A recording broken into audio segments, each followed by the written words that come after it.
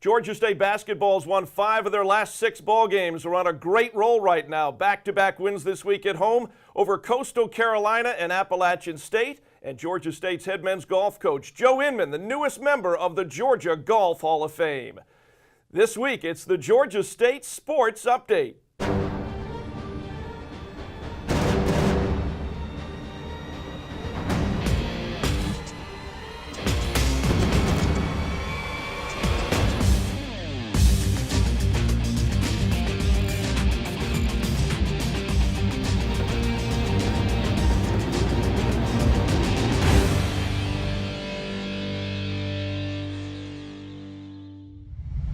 Hi again, Panther fans, and welcome to the Georgia State Sports Update. We're talking Georgia State basketball and a little later men's golf with Joe Inman, joined in our first segment here in studio by Georgia State's head basketball coach Ron Hunter, and it's been a good week for Panther basketball. Actually, it's been a good couple of weeks. You've won 5 of your last 6 ball games and swept 2 home games this week. Nice win over Coastal Carolina, the newcomer in the Sun Belt, and on Monday night, a nice win over Appalachian State.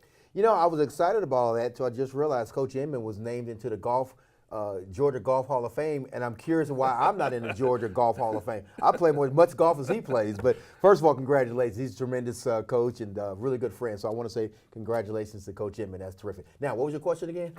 5 out of 6 in the win column. Okay. And 2 nice wins this week. Coastal Carolina comes into the sports arena for the first time since joining the Sun Belt out of the Big South. And then you get Appalachian State, who they've been struggling this year, but when you bring in a couple of the players that they bring in, they've got a chance every night, but we took care of business. Yeah, I think your last statement is what we took care of business at home. If you want to be a championship team, you got to win at home. We've already dropped 1 at home with the illnesses and not, of course, having DeMarcus at that time. And so you got to go win road games, which is now what we have to do in Alabama. But we're playing good basketball right now. If you look, the last 4 games, we've held every team under 40% shooting. We've held them under 30% shooting from the three-point line. And when you can do that, you're going to win most of your games. So we're not turning the ball over. We're making shots now. And so now all of a sudden you look and we're starting to score a lot more points. You know, there's certain times in the season, as we've talked about, and with the illness that the team went through, bumps on the road during the regular season. And really, I think that the run and the momentum that's building right now, you have to go back to Louisiana, which we talked about last week, but the momentum build started in Monroe and Lafayette. Yeah, it did. You know, that weekend we knew, well, we didn't know until the last minute that DeMarcus was coming back. We were also getting Isaiah Williams back. So our starting backcourt, we were just now getting back. And so it really helped. They got some games. They got a couple practices in, and now all of a sudden they've got 4 or 5 games in, and now all of a sudden that momentum is starting to go. And the guys that were carrying us, Malik and those guys, are still playing at a high level. Jeremy's playing his best basketball of his career. So you start to put those things together, and that's why we're winning games now. Boy, DeMarcus Simons has been a great addition to the ball club this year. 24 at Louisiana Lafayette, 14 against Coastal Carolina. I thought he was going to set a new career high against Appalachian State, but he ended up with 25 in the win over the Mountaineers. He's really hitting a groove right now. Yeah, he really is. You know, the hard part is we can't practice him much because of the knee. So we save everything really for the games. And so really for a freshman, he needs all these practice times. But right now, we're really limited about how much we practice him right now. But he's getting better. His confidence is getting better. His teammates kind of understand where he can kind of help them and where they can help him now. And so that makes it a little bit better. But he's a special talent. I said this when RJ was here and Ryan Harrell. When you get special talent like that, really, let's make sure we really enjoy it, because you don't know how long you'll have them. We thought we were going to have RJ for 4 years, and he ended up leaving early. So when you get a special talent like DeMarcus, you better enjoy him. All right, so the final score in the home game against Coastal Carolina, that turned out to be a 20-point win, 76-56. And, you know, one of the things that we follow, obviously, as the game is moving on and we're on radio, is shooting percentage. And the shooting percentages, it seems like, even going back again to Louisiana in the 2 games there, seemingly has been 50% or higher in both halves. Almost every one of the games here in this 5 out of 6 run that we've had. Yeah, you know, I tell you, Ray is supposed to be our offensive coordinator and have football, so I take it over the office now. And I said, just give it to DeMarcus and get out the way. There is some truth. There's a little truth to that. But now I think it's taking care of the ball. Even when we were struggling, we were scoring about 65, 66, 67 points a game, but we were turning it over 17, 18, 19 times. Right. And when you do that, it's going to affect your shooting percentage. It's also going to affect the amount of points you put on the board. Now all of a sudden we're turning the ball over 7 to 10 times a game, and all of a sudden now you see us in the 80s and sometimes even in the 90s and 100s now. And so our scoring has actually gone up because we turn the ball over less. Yeah, you talk about turnovers. You've turned it over 20 times in the last 2 games. Only 10 turnovers in Coastal Carolina, only 10 against Appalachian State. And you told me on the radio, anywhere between 10, 12, 13 turnovers you can live with. Yeah, I can, because a lot of times you want to play with pace and you want to make sure that the guys are playing freely a little bit. But again, if you get after 12 turnovers, you start to kind of mount those things up, it starts to affect the game. And now you got to almost play perfect on the defensive end and offensively when you start mounting those turnovers. And that's what problem we were having, earlier in the season. But now all of a sudden we got really kind of 2-point guards on the floor with DeMarcus and Isaiah. It really limits Jeremy handling the ball as much as he needs to. Malik has kind of come same way with Malik. And really, when you look at Willie was turning the ball over a lot, and his turnovers are now down also. Well, the thing with turnovers, too, after you look on the stat sheet at total number of turnovers, you look down and points off of turnovers. So if you turn it over 17 times, but they're not converting on the turnovers, again, you can live with that. It's when you look at that number, the total number of turnovers, and there's a high number of points scored off those turnovers that it becomes a problem. Yeah, it does. And I don't care what sport you play. If you play football and you're a New England Patriots fan like you are, it'd be the same thing. When you turn the ball over, it's very, very hard to win any sport in any game if you do that. That's why turnovers are big in our sport. Well, one thing we've talked about, too, in recent weeks with regards to scoring, and right now averaging about 76, 77 points a game, and it could end up being a little bit higher as this team begins to find itself. But it's always been, in recent weeks, somebody different almost every night is stepping up. Like, for example, the other night, Jeff Thomas in the Coastal Carolina game has a 13-point, 9-rebound, 6-assist ball game. Absolutely filled the stat sheet. That just alleviates a little bit of the scoring pressure off some of the other guys. I bet we've had 5 or 6 or maybe even 7 guys who've led us in scoring at a different time, which is when you look at, I think DeMarcus definitely has, and you start to talk about Devin has. We've had some different guys that lead us, but what happens is that makes you a better team. So you don't know who to prepare for night in and night out because some guys can step up and have great nights. Yeah, because it could be Jeff Thomas one night. We've seen that. As you said, it could be DeMarcus. It could be Isaiah Williams. Malik. It could be Malik. I mean, right now, pretty consistently, Jeremy Hollowell, is kind of taken that leadership role and is currently, averaging 16 points and 5 rebounds, and it's pretty much that or more almost every night, on the floor. But again, we call it the X factor. Who was going to be that third or fourth guy that's going to step up and score, and not necessarily just score. It could be rebounding. It could be something on the defensive side of the ball, because that's one area when you look. I think right now there's a really good balance between what the point production is, what's going on offense, but really what's going on defensively. No question, and I think when you'll really see that, it'll bode well for us in the conference tournament. Because in the conference tournament, someone can have a bad night and go home. Now, instead of someone has a bad night for us, we've got another guy who can step up and make plays, and so that'll bode well for us when we get to the conference tournament this year. You talked too about peaking at the right time, which usually is in February. Am I correct? I mean, 5 out of 6 right now, and I'm not saying that this ball club is getting ready to peak, but it's definitely on an upward trajectory right now as you get ready to go to Alabama. You can't really predict when it's going to happen or when you want it to happen, but again, I've always said if you can get your teams to start playing really, really good basketball toward the end of January and through February, it'll really bode well for you, and that's what we're doing right now. We're definitely playing some of our best basketball. I don't think we've played our best game yet, and so that's the scary part. I can't wait to see that. Again, where everything is really clicking. You've got 8 or 9 guys playing their best game at that particular game, and when you start to see that, that's when you know you've kind of peaked. All right, we're going to continue to talk to Georgia State's head basketball coach Ron Hunter. 2 nice wins at home this week, again over Coastal Carolina and the Mountaineers of Appalachian State. Right now, let's take a look at some of the highlights from these recent Georgia State wins.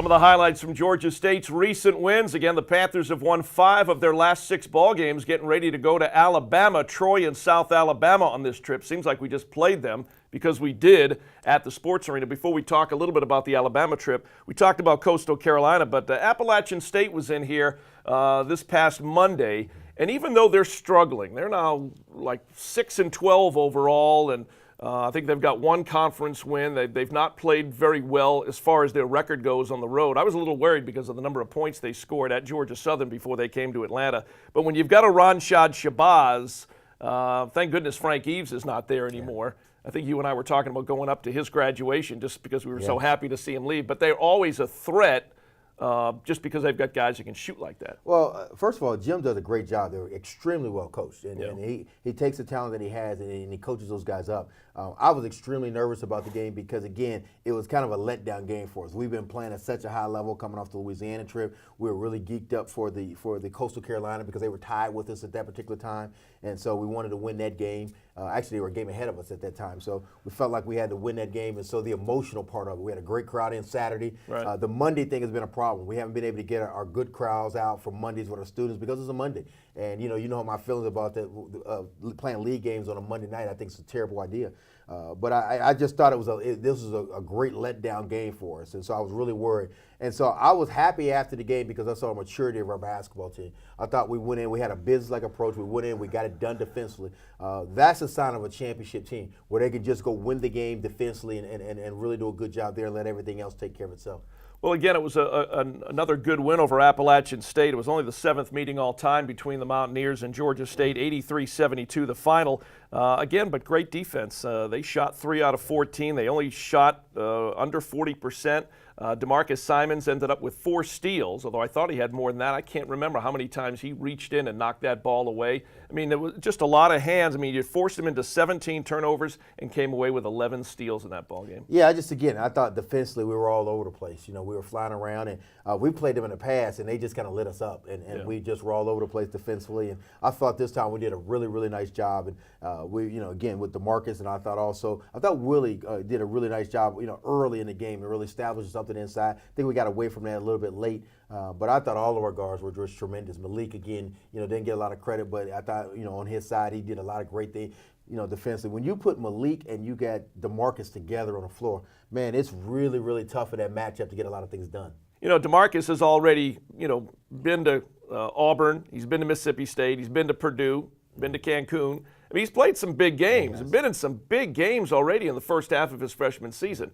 Is there a point where you look at him and say, that kid's not a freshman anymore? He's a little bit more wise beyond his years or his games as a freshman player. Well, one of the things I think helped him that RJ didn't have is that he ended up getting hurt for those 4 or 5 games. So he had to sit back and take a look and look and see some things and say, now I see what Coach is talking about. RJ really never had that. We just kept relying on him and playing him and throwing him out there. He didn't have a chance to kind of step back and say, okay, let me just examine what Coach or Dad was talking about. And I think that really helped DeMarcus. So since his injury, he's just kind of taken off because he's been able to kind of watch, and he saw the things and struggles that we were going through, and he applied it to his game. And he's just like RJ. They both have a very, very high basketball IQ. They understand what's going on. And so, it's one of the things that you can say, you either have it or you don't. Yeah. And he's one of those kids, he has it. And it's not something that's coached. It's not something you can go buy at the store. It's not go working at the gym. You were born with it. He has it. Ryan Harrell had it. Yeah. RJ had, George Hill, some of those guys. You tell when they have it. And so, as I'm starting to coach him, you're starting to see that,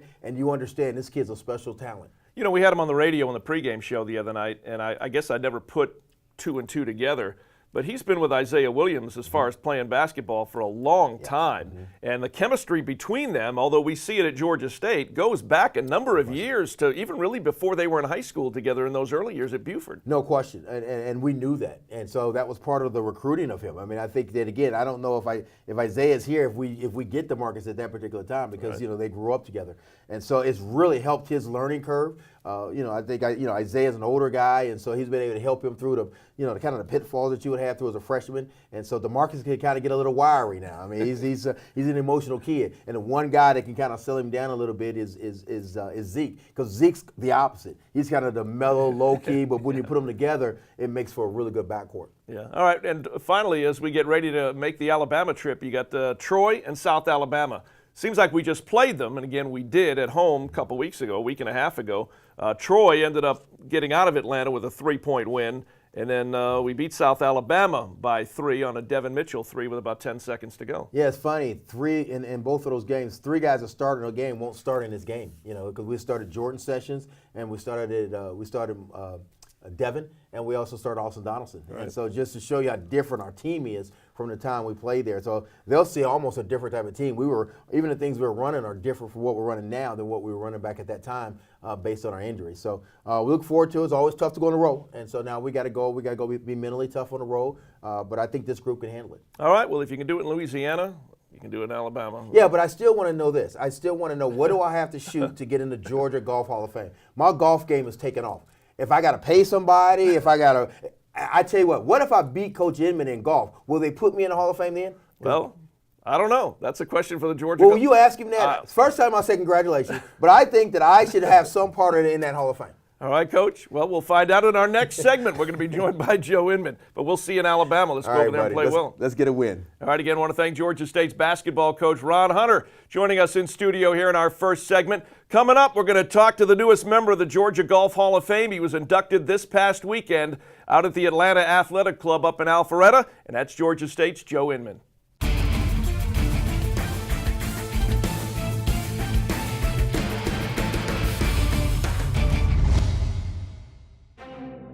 He just doesn't beat himself. You know, he performs the same in a tournament as he does in a practice round. He can become friends with anyone. He's very engaging. And every chance I've had, I would grab him as a partner.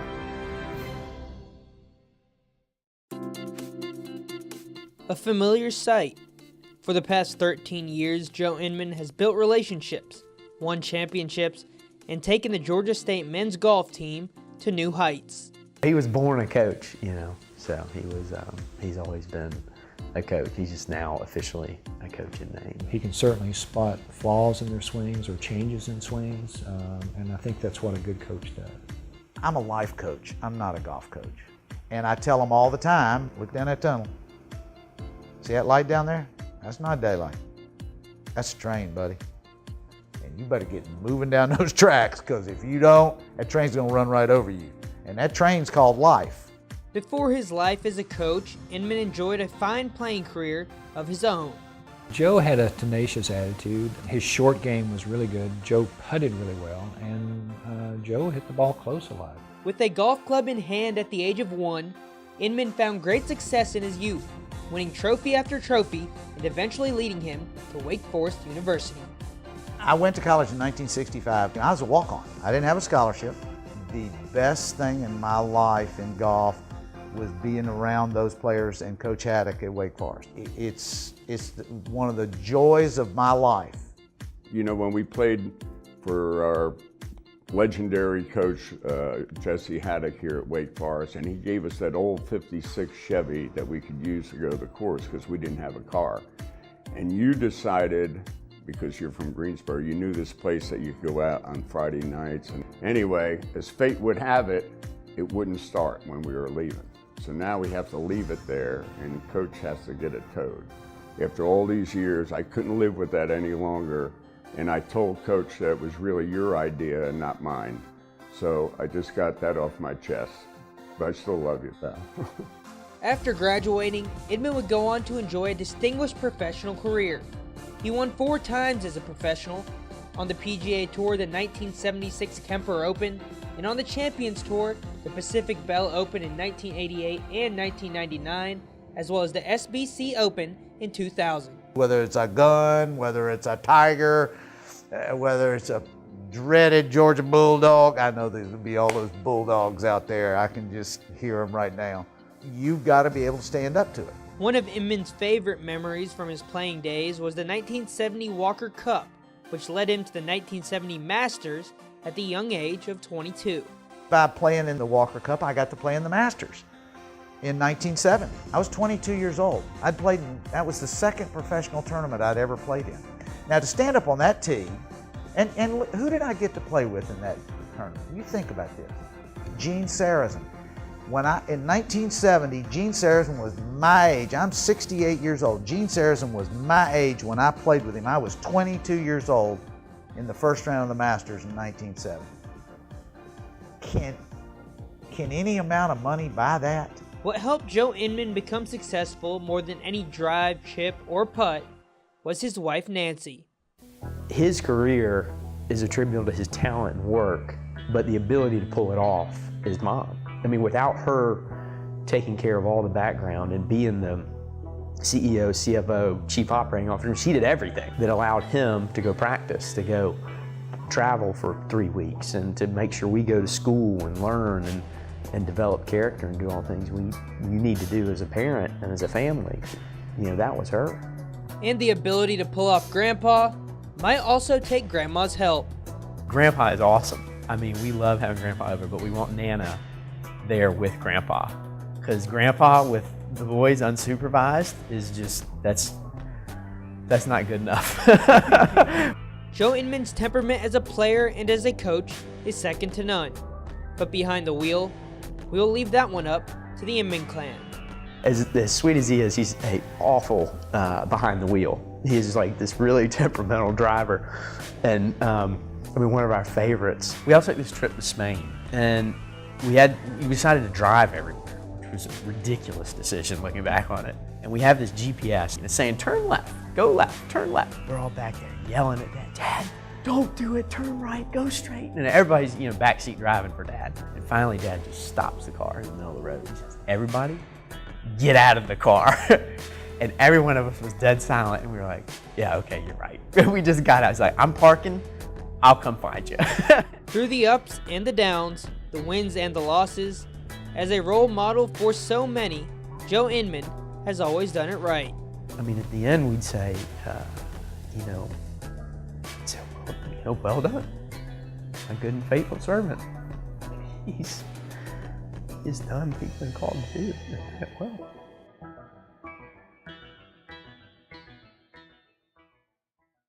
And pleased to be joined in studio right now by one of the newest members of the Georgia Golf Hall of Fame, and that's Georgia State's head golf coach, Joe Inman. Coach, congratulations. It's been a very, very good week for Georgia State or a couple of weeks with regards to Hall of Fame. You get in the Georgia Golf Hall of Fame, and Georgia State's head baseball coach, Greg Frady, a week and a half ago, gets inducted into the Georgia Dugout Baseball Hall of Fame. So it's been a good week, a couple of weeks here, but congratulations. Thank you. I'm in lots of halls of shame, so it's nice to get one on the plus side. My fraternity, I led that voting for the Hall of Shame there, but it was it was more emotional than I thought it'd be, and it was more meaningful than I thought it would be. It was really great. I saw some of the pictures, a little bit of the video, and we saw some video right before you joined us here on set, but it seemed like a wonderful evening. You were not the only one who got inducted into the Hall of Fame. I know Stuart Sink and someone else connected with Augusta. Jeff Knox. Jeff Knox also. So it was the three of you. And a posthumous for Jim Stamps, who was one of the first pros up at Dalton Country Club,